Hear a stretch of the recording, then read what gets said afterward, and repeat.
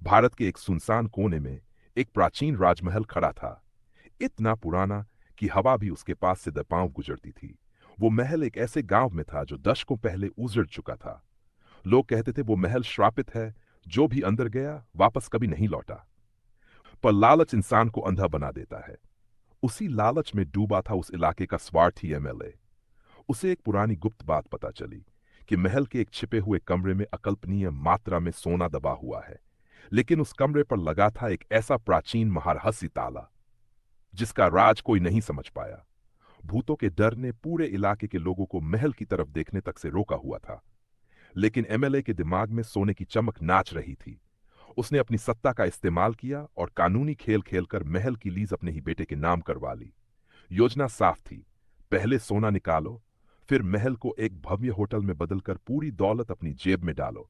लेकिन सोना कहाँ है, कौन सा कमरा है, ताला कैसे खुलेगा? इन सब का जवाब सिर्फ एक आदमी के पास हो सकता था, एक पुरातत्ववेत्ता जो टूटती दीवारों की आवाज से इतिहास पढ़ सकता था, जो धूल और पत्थरों में छिपे रहस्यों को पहचान सकता था। अब एमएलए की निगाहें टिकी थी उसी विशेषण पर जो इतिहास से खेलता था, डर से नहीं।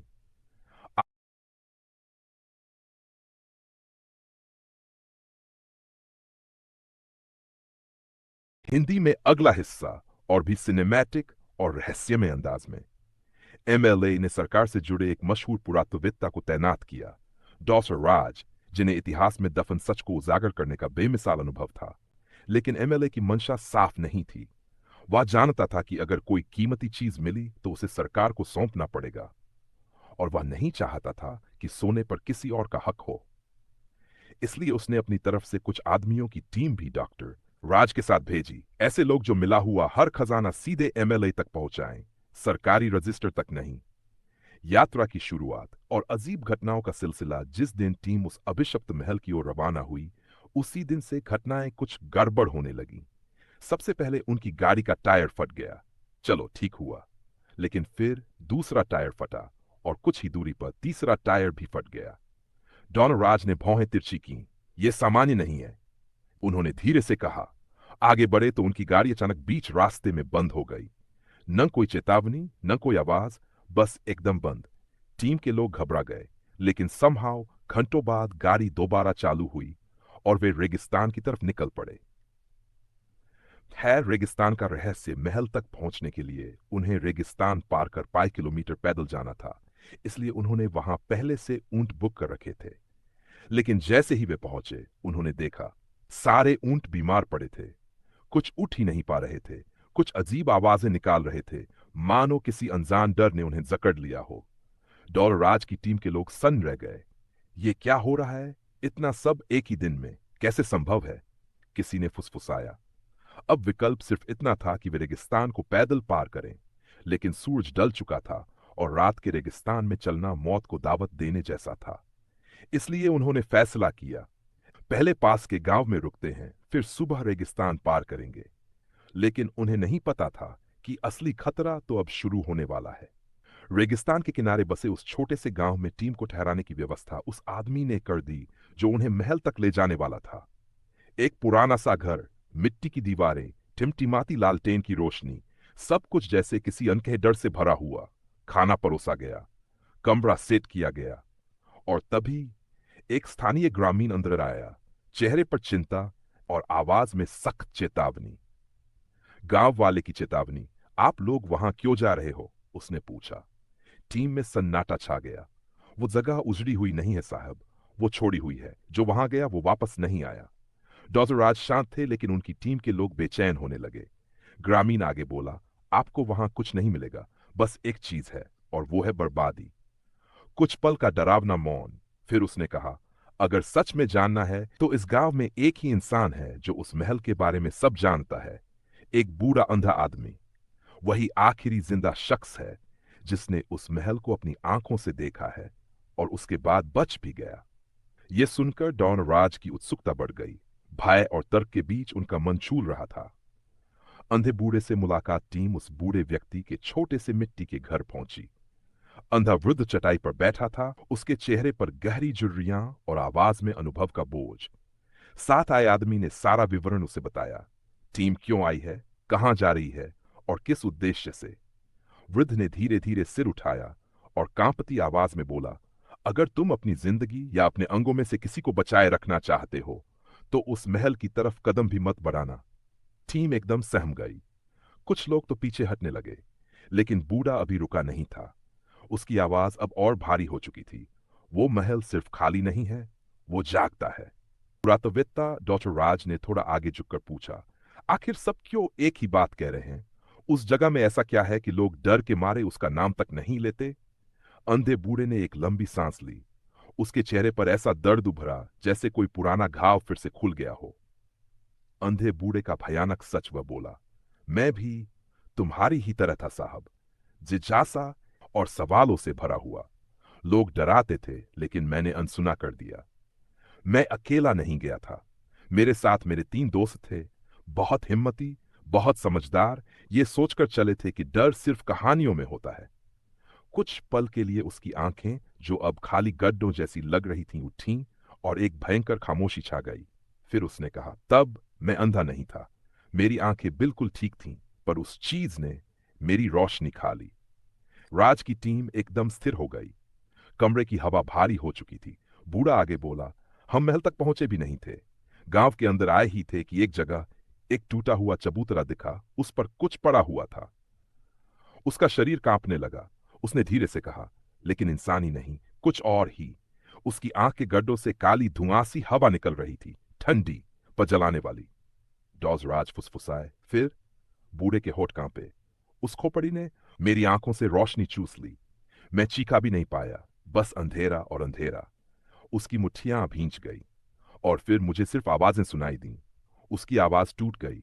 ओपन कोट, हड्डियों के चटकने की आवाज, मांस फटने की, और मेरे दोस्तों की चीखें। Close coat. सन्नाटा कमरे में जम गया। मैं भागना चाहता था, पर आंखों में अंधेरा था, कुछ दिखाई नहीं दे रहा था। मैं बस दौड़ता गया, जब तक किसी चीज से टकराकर जमीन पर नहीं गिर पड़ा। एक लंबा विराम, और जब होश आया तो मैं अस्पताल में था।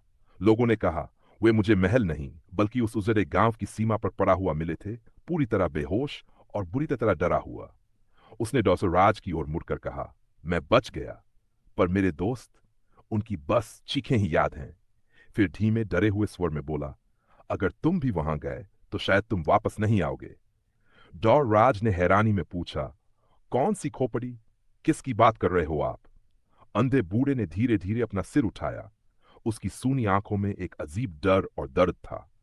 वह बोला, राजा की खोपड़ी, जिसमें आज भी उसकी आत्मा बंधी हुई है। कमरा फिर से सन्नाटे में डूब गया। टीम के लोग एक दूसरे को देखने लगे। किसी ने धीमे से फुसफुसाया, ये बकवास तो लग रही है, पर बूढ़ा बोला, यकीन करना है या नहीं, ये तुम्हारा मामला है। मेरा काम सिर्फ चेतावनी देना था, अगला कदम तुम्हारे हाथ में है। डॉक्टर राज ने गहरी सांस ली और पूछा, ये टॉकिंग स्कल क्या है? ये किस राजा की है? इतनी भयानक चीज आखिर बनी कैसे? कृपया विस्तार से बताइए। बूढ़े आदमी ने सिर नीचे किया, मानो सदियों पुरानी याद उसे अंदर से तोड़ रही हो। फिर वह धीमी पर भारी आवाज में बोला, 300 साल पुरानी कहानी। ये कहानी बहुत पुरानी है, लगभग 300 साल पहले की, जब ये गांव, ये राज्य सब खुशहाली से भरा था। उस समय इस भूमि पर एक राजा शासन करता था, जिसे लोग भगवान की तरह पूजते थे। दया, करुणा और न्याय उसके स्वभाव में ही बसे थे। गांव में खुशियां थीं, लोग एक दूसरे के साथ रहते थे, और राजा हमेशा अपने प्रजाजनों की भलाई चाहता था। बूढ़े आदमी का चेहरा एक पल के लिए नम पड़ा, मानो वह उस पुराने स्वर्णिम दौर की झलक देख रहा हो। उसके राज्य में समृद्धि थी, शांति थी, और सकारात्मकता हर ओर फैलती थी। लोग कहते थे, जहां ऐसा राजा हो वहां अंधेरा कभी टिक नहीं सकता। टीम शांत थी, सब बूढ़े की आवाज में खो गए थे। फिर बूढ़े ने गहरी सांस ली और उसका स्वर और भारी हो गया, लेकिन किस्मत को कुछ और ही मंजूर था। खुशहाली जितनी गहरी थी, आने वाली बर्बादी उससे कई गुना ज्यादा। अंधे बूढ़े ने अपना सूखा गला साफ किया और उसकी आवाज में एक अजीब भारीपन उतर आया, मानो किसी महान पर दुखद राजा की आत्मा उसी के भीतर से बोल रही हो। राजा का स्वभाव, एक बहादुर दिल, पर घावों से भरा हुआ। उस राजा की एक खास बात थी। बूढ़ा धीरे से बोला, वह लड़ना नहीं चाहता था। चाहे कितने भी युद्ध जैसे हालात बने, वह हमेशा कोशिश करता कि बातचीत से समस्या हल हो जाए। कभी कभी तो वह अपना कुछ धन भी दे देता, बस ताकि खून न बहे। कोई सैनिक अनाथ न हो, कोई मां अपनी संतान न खो दे। टीम के कुछ लोग फुसफुसाए, तो बाकी राजा उसे कायर कहते होंगे। बूढ़े ने सिर हिलाया। हाँ, बाकी राजवंशों के शासक उसका मजाक उड़ाते थे, उसे कायर कहते थे, डरपोक कहते थे। लेकिन बूढ़े की आवाज में सम्मान चमक रहा था। असल में वह डरपोक नहीं था, वह बस टूटा हुआ था। उसके टूटने का कारण, जब वह बहुत छोटा था, बूढ़ा आगे बोला, उसके पिता राजा एक युद्ध में मारे गए और उसका बड़ा भाई उसी लड़ाई में गंभीर रूप से घायल होकर हमेशा के लिए अशक्त हो गया। उसने धीमी आवाज में जोड़ा, उसकी मां पति की मौत और बेटे की हालत देखकर गहरे सदमे में चली गई। ये तीनों घटनाएं एक ही युद्ध के कारण हुई थीं। महल में मातम फैल गया। गांव की सैकड़ों औरतें विधवा हो गई, बच्चे अनाथ हो गए। बूढ़े माता पिता अपने जवान बेटों को खोकर रोए। बूढ़े आदमी ने आंखें बंद कर ली, जैसे वह सब उसकी याद में आज भी जिंदा हो। वह छोटा राजकुमार इन सबको अपनी आंखों से देखता था। लहू, चीखें, टूटे परिवार। वह बोला, उसी दिन से उसने युद्धों से नफरत करनी शुरू कर दी। उसे लड़ाई शब्द से भी घिन आने लगी। राजा का सिद्धांत, वह बड़ा हुआ, सैन्य शिक्षा ली, तलवारबाजी, घुड़सवारी, रणनीति, सब में माहिर था। लेकिन बूढ़ा आवाज धीमी कर कहता है, उसने कभी भी इन कौशलों का उपयोग किसी इंसान को चोट पहुंचाने के लिए नहीं किया, क्योंकि उसने देखा था कि युद्ध लोगों को मारते कम है, जीते जी मार देते ज्यादा है। उसका मानना था कि वास्तविक ताकत तलवार चलाने में नहीं, तलवार वापस म्यान में डालने में है। बूढ़ा बोलते बोलते रुका। कमरे में बैठे हर व्यक्ति की आंखों में अब उस राजा के प्रति सम्मान झलक रहा था। लेकिन बूढ़े की आवाज एकाएक भारी हो गई। पर दुनिया दया नहीं समझती साहब, वो सिर्फ कमजोरी देखती है, और यही उसकी बर्बादी की वजह बनी। अंधे बूढ़े ने गहरी सांस ली, मानो अब कहानी असली अंधेरे में उतरने वाली हो। राज्य का सबसे बड़ा शत्रु राजा के अपने ही खून में छिपा था। उस राज्य की खुशहाली, शांति और राजा की दयालुता, खासकर राजा के चाचा को। उसकी आवाज में नफरत साफ झलक रही थी। राजा का चाचा लालची, सत्ता का भूखा और खून खराबे का दीवाना था। वह चाहता था कि राज्य लगातार दूसरे राज्यों पर हमला करे, उनकी जमीनें छीने, उनका खजाना लूटे।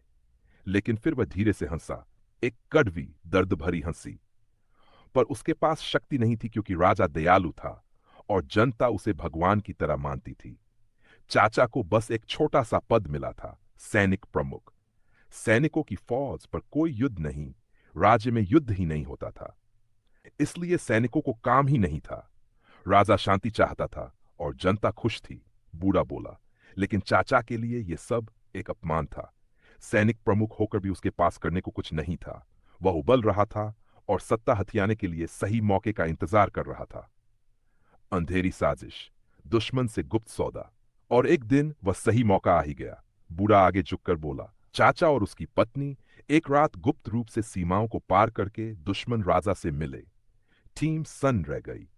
दुश्मन राजा वही था जो वर्षों से इस राज्य पर हमला करना चाहता था, पर राजा की लोकप्रियता और रणनीति उसे हमेशा पीछे हटने पर मजबूर कर देती थी। तो चाचा ने उसे लालच दिया। बूढ़ा धीरे धीरे शब्द बोल रहा था, जैसे हर शब्द में जहर भरा हो। किंगडम का आधा हिस्सा तुम्हारा, आधा हिस्सा मेरा, और आगे होने वाले हर युद्ध और विस्तार में वह दुश्मन राजा की मदद करेगा। जो राजा विश्वास में बोला, उसने अपने ही राज्य को बेच दिया। बूढ़ा बुरी तरह हंसा। हां साहब, अपने ही लोगों को बेच दिया, अपनी मिट्टी, अपनी प्रजा, सबको सिर्फ सत्ता के लिए। उसकी पत्नी भी इस षड्यंत्र में शामिल थी। दोनों एकदम सांप नेवले की तरह राजा की पीठ में वार करने को तैयार थे। कमरे में घना सन्नाटा भर गया। यह कहानी अब शांति से चलने वाले राज्य से सीधे विश्वासघात के काले तूफान में प्रवेश कर चुकी थी। बूढ़े ने कहा, जो हुआ वह इतना भयानक था कि इस राज्य की किस्मत हमेशा के लिए बदल गई। उस समय राजा के महल में खुशियों का माहौल था। राजा के दूसरे पुत्र के पालने की रस्म की तैयारियां जोरों पर थीं। दूर दूर के रिश्तेदार, सहयोगी राजा, मंत्री और कुलीन लोग नवजात राजकुमार को आशीर्वाद देने के लिए आ रहे थे। पूरा राज्य दुल्हन की तरह सजा हुआ था। डोल बज रहे थे, मंदिरों की घंटियां गूंज रही थीं, चंदन और फूलों की महक पूरे वातावरण में फैल रही थी।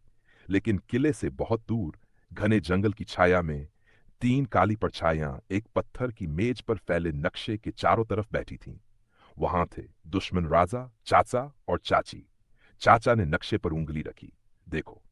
इस राज्य के ये दो हिस्से, उन्होंने धीमी लेकिन खतरनाक आवाज में कहा, यहीं से ही कोई प्रवेश कर सकता है। एक तरफ ऊंचे पहाड़ रक्षा करते हैं, दूसरी तरफ विशाल नदी। वहां से तो एक चींटी भी नहीं आ सकती। मगर इन दो दिशाओं से, उसने 2 बार नक्शे पर उंगली टकटकाई, यही इनकी कमजोरी है। दुश्मन राजा मुस्कुराया। तुम्हारा राजा, तुम्हारा भतीजा शांति पर जरूरत से ज्यादा भरोसा करता है। चाची धीरे से बोली, और पालने की रस्म के दिन ज्यादातर सैनिक तैयारियों में व्यस्त रहेंगे। जो बचेंगे भी वे आराम में रहेंगे, क्योंकि ये शुभ समारोह है। यही मौका है, यही पल है जब आपको वार करना चाहिए। दुश्मन राजा ने अपनी लालची नजरें चमकाई। और जब दोनों राज्य गिर जाएंगे, तुम्हारा और रानी के पिता का राज्य, तब मेरे सामने कोई नहीं बचेगा। चाचा ने सिर हिलाया, अपनी महत्वाकांक्षा की आग को शांत नजर के पीछे छिपाते हुए। इसके लिए हमें भ्रम, अफरा तफरी और अचानक हमला चाहिए। मेरे आदमी महत्वपूर्ण दरवाजों से पहरेदार हटा देंगे। तुम अपनी सेना को उत्तर दिशा से लेकर आओगे। मैं स्वयं किला द्वार खोल दूंगा। दुश्मन राजा हंस पड़ा। और जीत के बाद जैसा वादा किया था, आधा राज्य तुम्हारा। चाची ने अपने पति की ओर देखा।